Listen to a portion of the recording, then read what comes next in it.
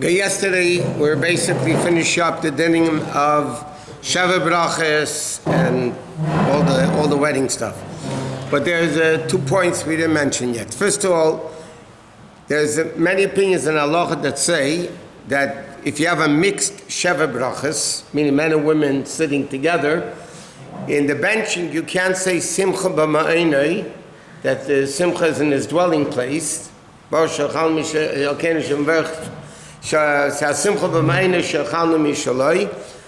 they write, the Bishmol writes this, that you can't have Simcha when there's a mixture of men and women together. It's not real Simcha, it's pizzas and so on. And many people write that today you could be more lenient because women and men hang around together, so it's not as bad as it used to be when they had nothing to do with each other. But generally speaking, in the frum circles, by Sheva Brachas, they actually have a machitza between the men and the women. What they usually don't do is Friday night, when it's family style, so then the mishpacha is eating together, so then they're more lenient. Another interesting shaila is the Sheva Brachas on Shabbos afternoon, at Shalosh Shudas.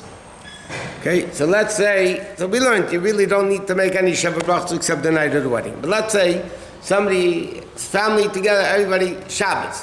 So Friday night and Shabbos lunch, you don't need a panim chadashis, because Shabbos itself is a panim chadashis. What happens by mincha, shalosh this time? So that says in halacha, if you don't have a panim chadashis, and the chosin doesn't speak a dvar Torah, or other poskim write, anybody speaks a dvar Torah, so then you can't say Sheva Brachas, you can only say the bracha Shebar Sasim V'Simcha. That's it. But the minute but now the bigger question is like this. Okay, so you finish Shalosh of this, you bench, and then you make Sheva Brachas. But you didn't have a Ma'ariv yet, and you didn't make Havdalah yet. So now the question is, what do you do with the cup? Can the Chosin and Kala drink it before Havdalah? Or do you make the Sheva Brachas after Havdalah, or at least the Sheva Brachas before and you don't drink it until after Havdalah?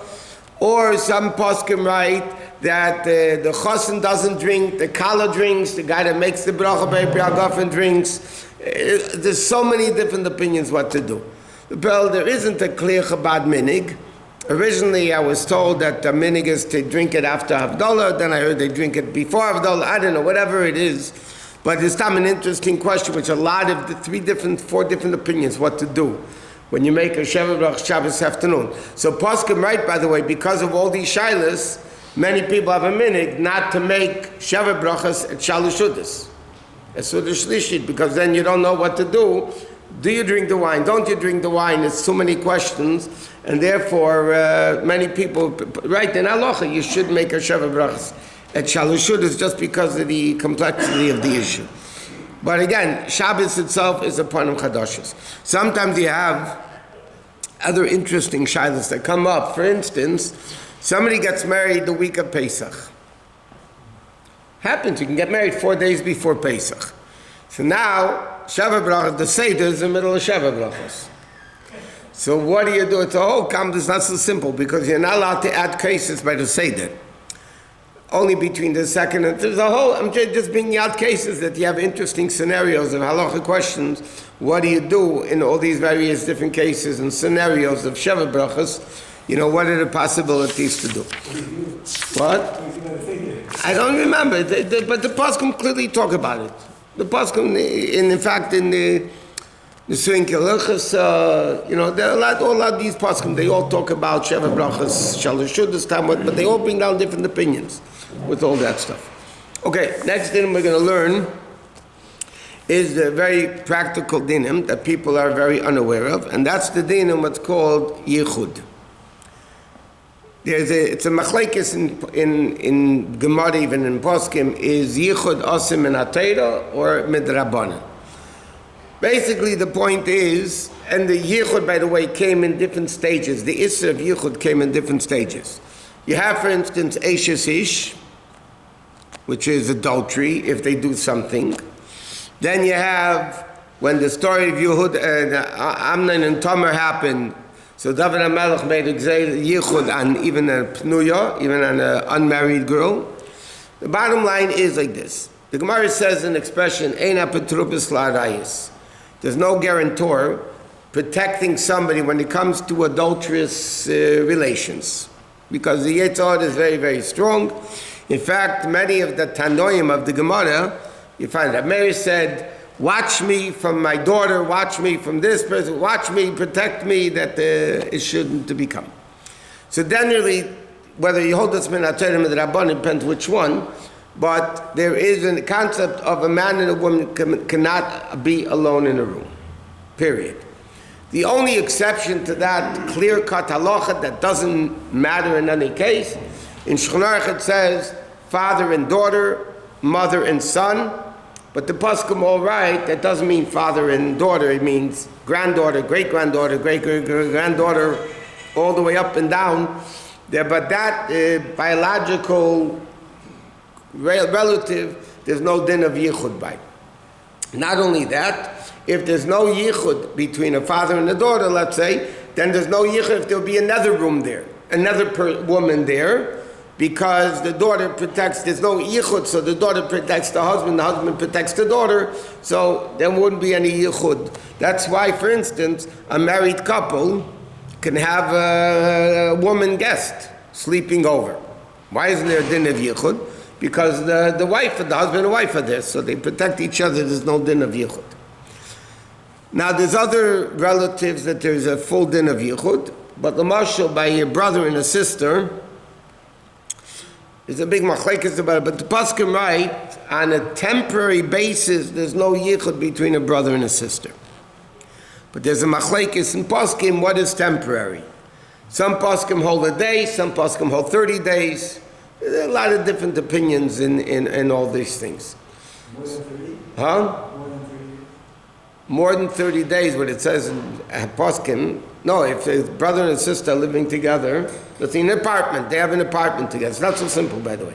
But let's say there's a teenage boy and a teenage girl learning out of town. So the cheapest thing is to have an apartment for both of them. Why should the parents pay double?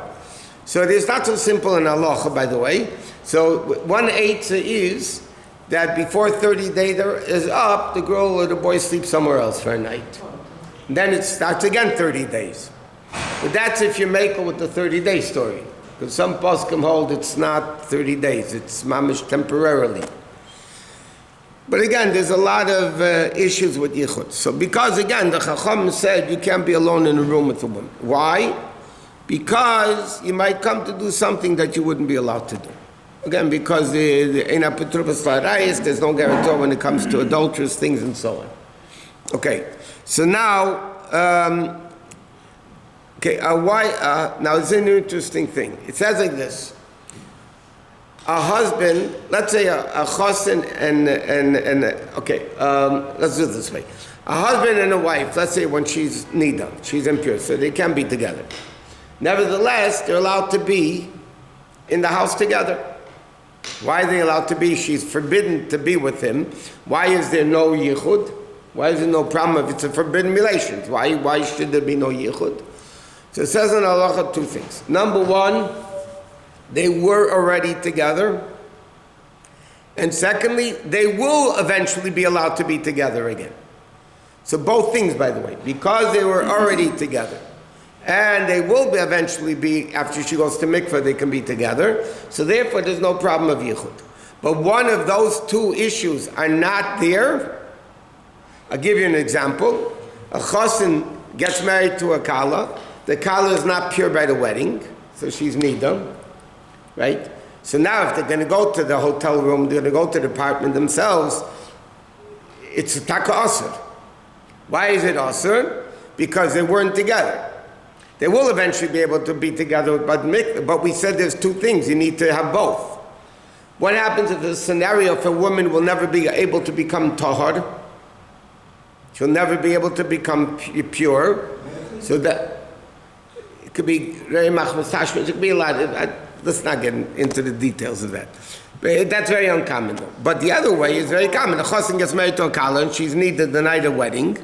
So then the problem is that they weren't together yet. So they can't sleep in the same house alone. They need two shemanim. a boy and a girl between the ages of 7 and 10 or 9, and it's a very complicated procedure. But they can be in the same room together. If there's 2 other people in the house and the door is not closed. If the door is not close to the bedroom. But you have, again, it's getting late, but I tell you, giving you a simple example. You go to a woman goes to a male doctor, or a man goes to a female doctor. Now, logically, a male can go to a female doctor, and a female can go to a male doctor. Even though there are poskim that write you shouldn't, but there's a letter from the Rebbe that in our circles we're not machmer like that because it's so professional. But you have to be careful that there's no issue of yichud. You have another issue. I'll give you an example. 2 people, a guy and a secretary, okay? A man and a secretary, a woman. They're working alone in the building, okay? There's a problem of yichud. There is a problem of yichud. So you have to make sure that it works out in a way that there's no yichud. So then you have a shaila in contemporary halacha, do cameras help? Don't they help? If there's cameras, but then there's different things. What happens if the man and woman could see who's coming in the camera?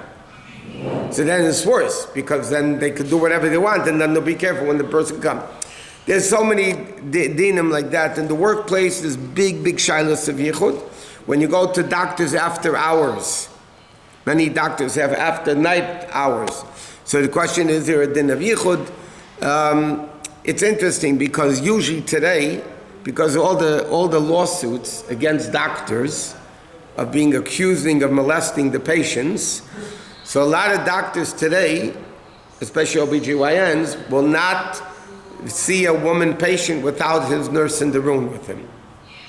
He'll bring the nurse into the room because he's doing it for legal protection. But that also helps to a certain extent in the Dinim of Yichud. But then you go into a case if there's, let's say, what? Huh? A man and 2 women, b'yayim is mutter. At night you need 3. But the problem is, if one of them is not Jewish, you still have a problem. Because a din like this, a husband and wife, the husband protects the wife and the wife protects the husband. But 2 goyim, it's not going to help husband and wife to take away yichud, because they don't protect each other. Would security cameras help? Again, it depends which way the security cameras work.